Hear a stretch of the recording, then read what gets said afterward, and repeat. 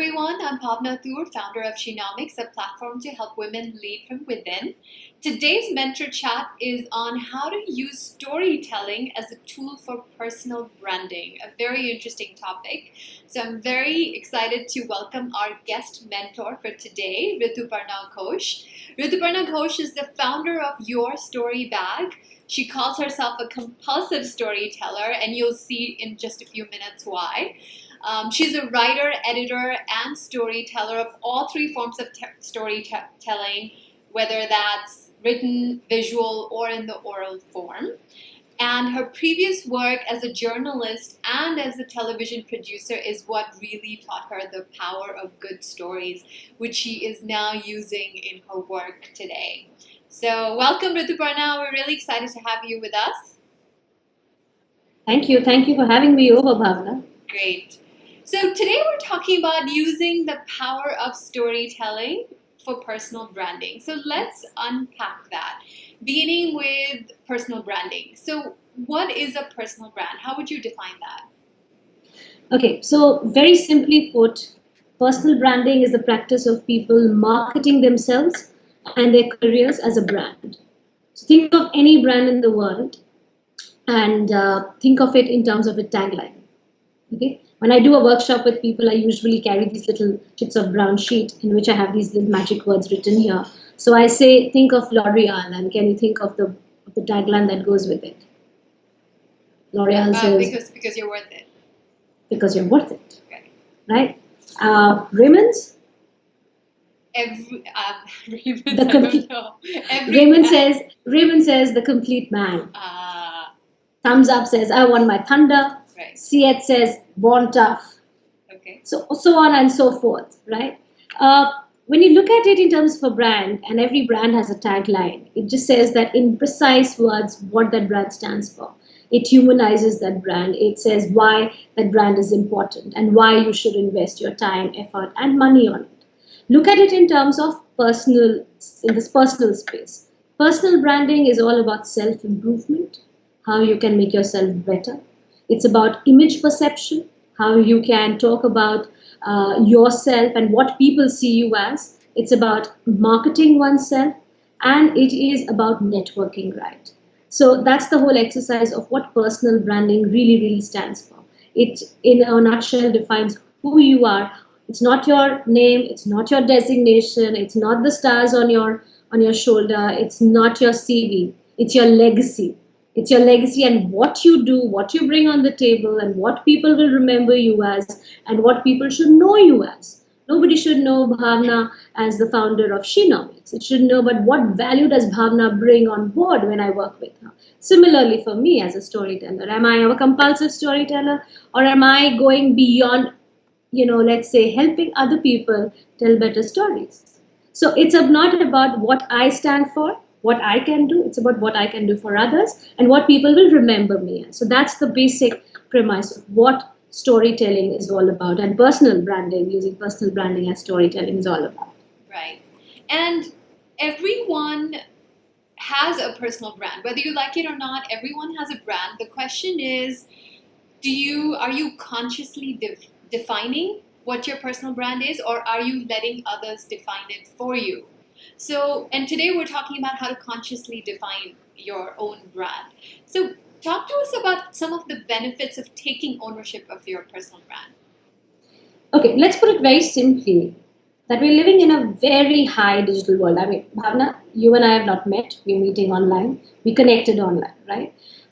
That's how a lot of people are meeting today. A lot of people are finding new networks. A lot of people are finding new partners to work with. A lot of people are even meeting face to face. Let's not discount that. But before that, when you go and want to meet someone, or somebody has heard your name or has referred you, the first instinct that we all do is just Google that person. Let's see who that person is all about, right? Whether he or she is worth my time, effort, and let's say money, because sometimes you'll have to travel to meet a person, right? So we live in a highly digital world, online world. The internet is melting boundaries. It is also connecting people far more strongly. Your personal brand is what makes you go from here to here. If there is no information about you and what you do you have a 6 page long CV saying that you have done this and you've done that, it doesn't matter at all. So people know who you are. They take you from here to here because of that personal brand. If they see, okay, let's see, I've got some information about this person. So that's how it begins with.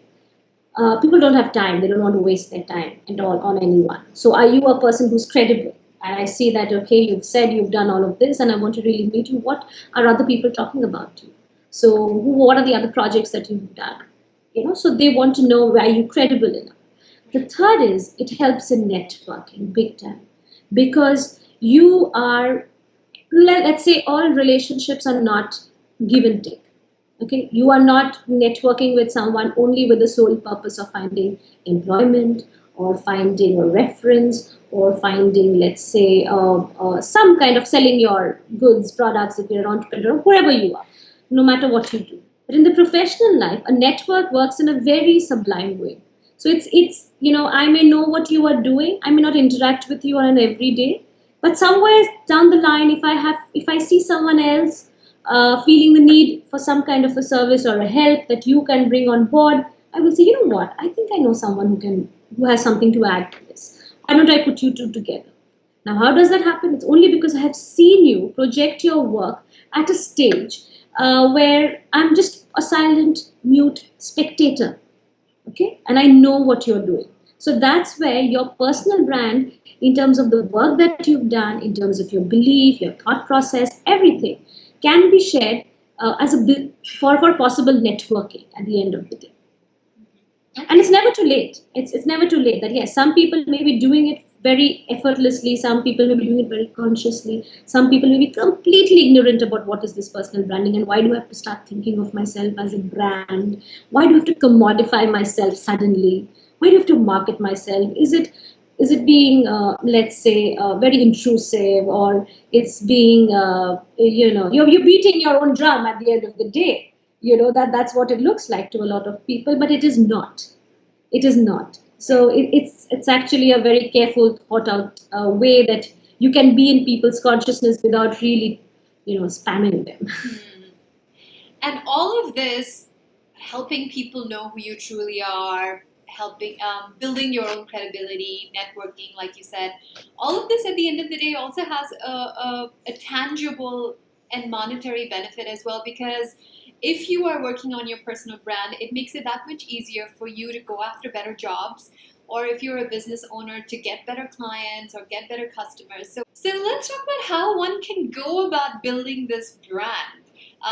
So today's theme is storytelling, and you're a storyteller. So why do you feel storytelling in particular is such an effective tool for branding? Let's begin by just acknowledging the fact that we all live very multiple lives. Okay, so there's a private, secretive life persona, let's call it persona. So there is a secret, private persona that you are as a human being, that only, let's say, very close people, your friends, your family, know about, right? So then there is the public persona, which people who you work with, they know of. People who you meet physically, they know of. And then there's a social persona, which is the online identity that people who you interact with or you've come across in the digital world, they know of. Now, there's a difference between a public and a social persona. Because public are people who you're touching every day, who you're seeing every day, your driver, it could be your peon in the office, it could be your secretary, it could be your boss, right? But your social persona is, which may include all these people, but will also include people who have not never met, but you know of, you've heard of, you've met them online, right? Storytelling is one effective way to bring your all three personas under one umbrella, right? The people who know you very up and close will say that, oh, Bhavna is a very soft-spoken girl and she is really affectionate about something, right? Or she's very passionate about women at the workspace, Why? Because there's this one particular story from her own life. Somebody from your public persona will say, oh, yeah, she's working very hard to build Shenomics as a brand. And me, as somebody who I know you as or socially or anyone else, will say, oh yeah, she's bringing all these extreme great resources for us, for women like us who are trying to build our network, and you're trying to do effective, become effective professionals. She's bringing on these resources. So we're all saying the same thing about you, but we're saying it in three different ways because our interaction with you are in three different ways. A story, when you look at it in terms of a story, it tries to bring all the three personas together under one umbrella with a story which connects your personal, your professional, and your social personas. Let's say you will talk about your personal stories, your personal motivator behind starting Shenomics or becoming an entrepreneur, right? What motivated you to do what you're doing and helping women become great professionals? So that's your personal story. So that's, yes, it humanizes you. It marries all your personas under one umbrella. Okay, so that's the first benefit of storytelling in the personal brand space. Secondly, core values. Right? There are some core values that we're all born with. We discover along the way, experiences, our life, our conversations with people. They come along when we talk about. They come out when in very unknown ways. Say, for instance, you're a good leader. Somebody, you've gone in for a meeting somewhere, you've gone in for an interview, and somebody says, "Okay, you have written that you have held so many leadership positions. So, what makes you a good leader?" So you may have a lot of stories about accomplishments or at your workspace, but they are not really stories. What is the factor, the defining value that made you, accomplish those things as a leader is what makes you different, right? So are you able to identify them? So when you tell a story, you're able to identify your core values. At least storytelling begins by identifying your core values. Okay, so let's say you are unbiased as a leader, you are dedicated, you are disciplined, you are somebody for whom integrity is very important. So your passion, you're a team player before you're a team leader. So these are some of the values that could be driving force behind you as a leader. So you have to be able to convey them. You will say that, yeah, there was this example, I went there, I did that, blah, blah, blah, blah, blah, and I got the certificate from my boss, and I got so much of a reward and so much of recognition. Not important. You're beating your drum there, right? You have to bring out that that trigger that is inside you, which pinches you and which pokes you to go in the right way. So that is the second benefit. The third would be to build trust. So you're living in a world where you are trying to convince someone else that, see, I know what I'm doing, I know what I can bring on the table, and also what let's say you're meeting, going for an interview. So your potential employer is looking for someone who can bring the entire team together to rise and let go of their internal disturbances or whatever. So that's the position that your potential employer is looking for.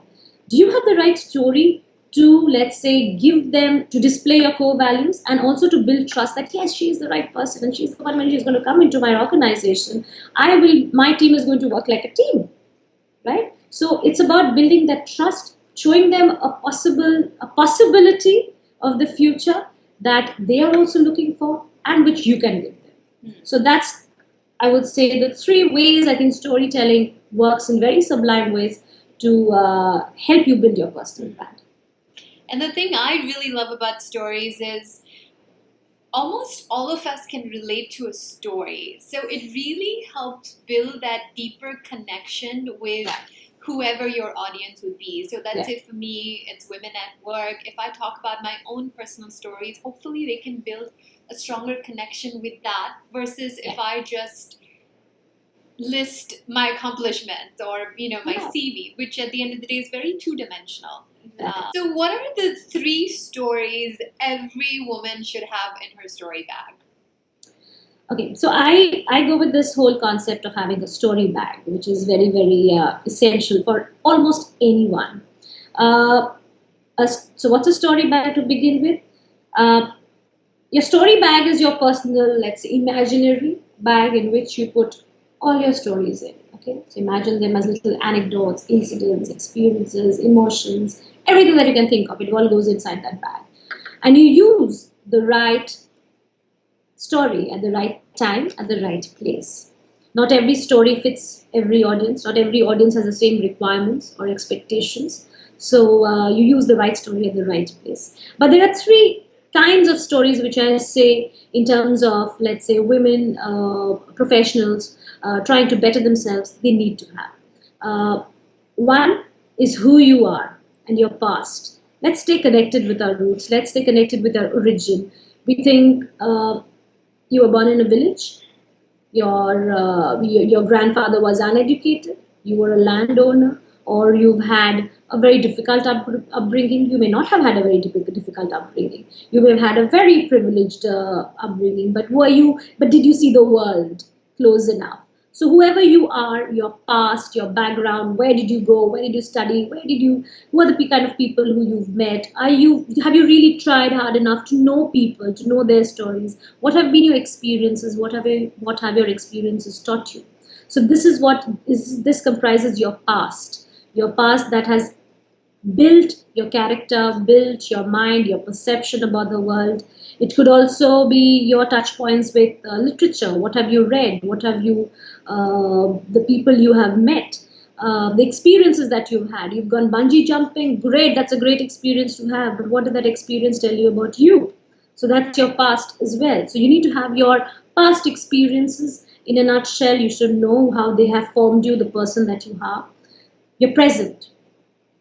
We always tend to look at storytelling as something that has happened in the past. Once upon a time was a lovely phrase to begin with, but we never look at our present closely, because this is the story that you're building. This is the story that you will tell tomorrow, right? So, like we say, that there's nothing more dead than yesterday's newspaper, right? But when you look in the world of storytelling, I would say today is the story that you're going to tell tomorrow. So start looking at it more closely. So you should know where you are right now. What is it that you are doing? What drives you today? How does your past connect with your present? So if you have had some kind of an experience in your professional life before, what are the lessons that you have drawn from them, and how are you using them to, let's say, structure your today, or let's say build your today? What are the things that you want to experience in the future? So that's the third story that I would like to add. Where is this road leading to? Your journey of life, your career. It's like you have to show anyone, whoever is interviewing you, speak to the future. For instance, I imagine a world where people are not talking about their accomplishments, they're not talking about their foreign holidays, they're not talking about, let's say, their property that they have built. But I imagine a world where people are really, really connecting to each other and helping each other with their honest storytelling.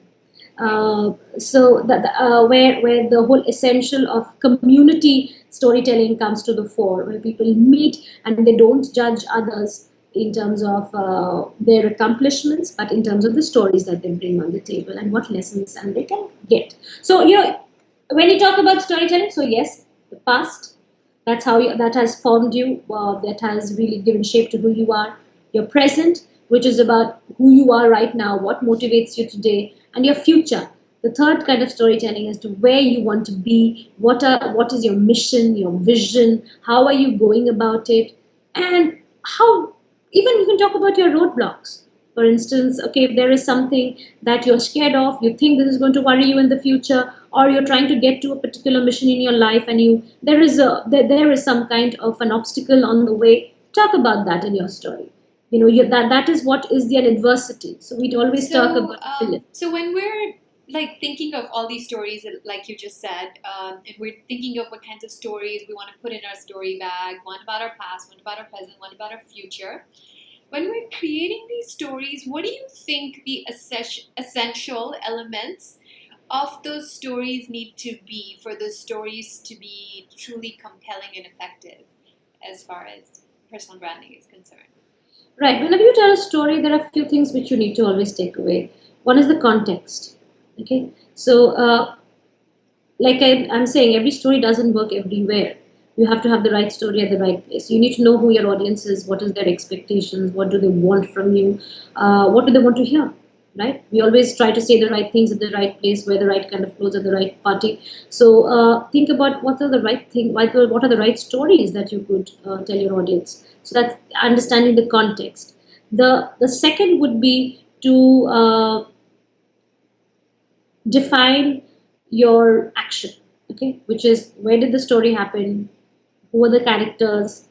If it's you, if it's because it's your personal story, so you're the principal character. At what stage of life were you there? What was your mental state?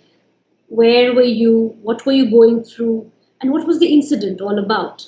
Right? So you met someone, this is what that someone said, this is what you had, and then you had to overcome an obstacle, right? There has to be some kind of a villain or some kind of a, let's say, an adversity that you had to beat about. So there is that adversity or that situation. It could be a deadline, it could be lack of manpower, it could be, let's say, a dilemma, professional dilemma that you had to battle with.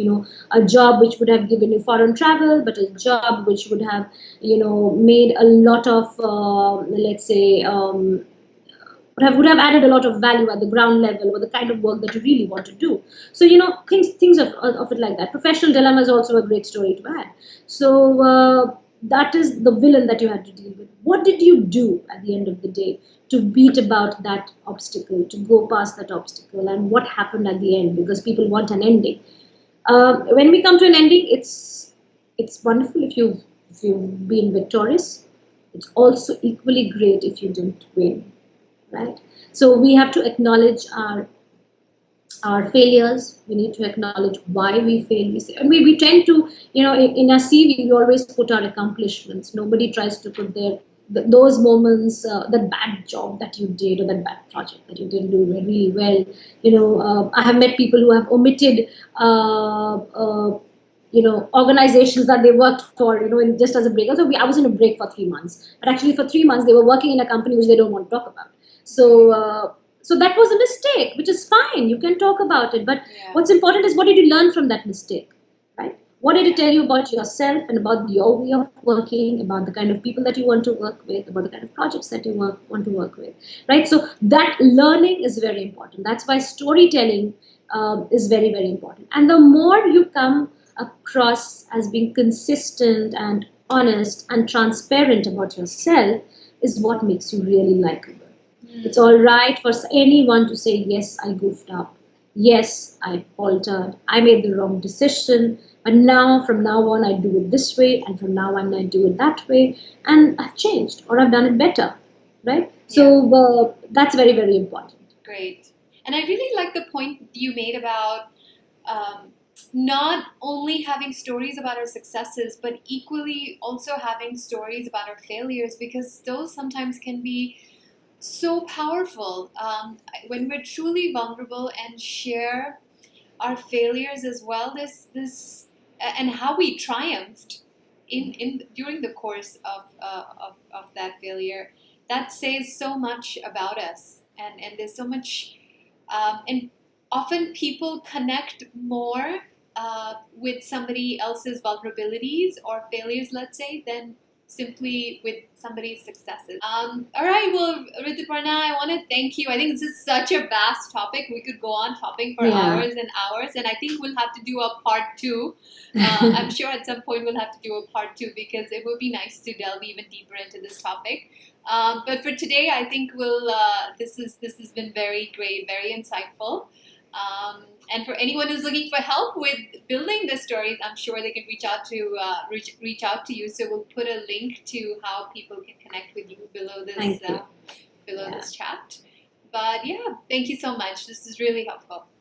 Thank you, Bhavna. Thank you for having me over. I always tell people that I have a voracious appetite for stories. So more than telling a story, I really like listening to a story. So maybe, Bhavna, the next time we ever do a chat like this, we should talk about the power of listening. What are the things that you should hear? Because it's not about telling. It's storytelling is equally goes hand in hand with story listening. So unless you listen very closely, you will never be able to tell effective stories in the future. So we could do one. Brilliant. You've given me a great idea. We should definitely do that.